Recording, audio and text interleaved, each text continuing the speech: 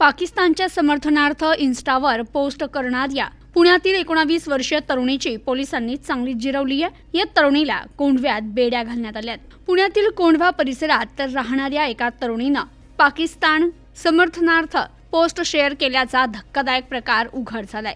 जम्मू काश्मीर येथील पहलगाममध्ये दहशतवाद्यांनी पर्यटकांवर केलेल्या भ्याड हल्ल्यानंतर भारतानं पाकिस्तानला चोख प्रत्युत्तर दिलं। मात्र सोशल मीडियावर आता भारतात राहून पाकिस्तानचा उदो करणाऱ्या समर्थकांची उदाहरणं पाहायला मिळत आहेत। पुण्यातील कोंढवा परिसरात राहणाऱ्या एका तरुणीनं अशाच प्रकारची पोस्ट शेअर केल्याचा धक्कादायक प्रकार उघड झालाय।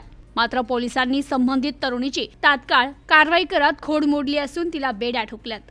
पाकिस्तानच्या बाजूने नारे देणारी पोस्ट तिनं इंस्टाग्रामवर शेअर करताच ती व्हायरल झाली होती।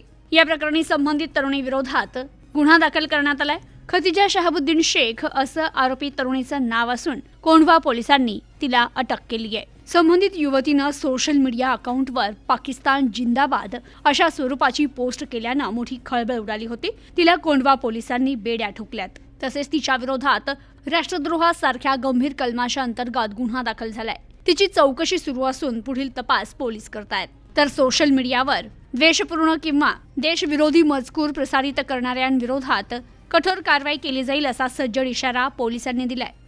Bureau report, news today 24 Pune.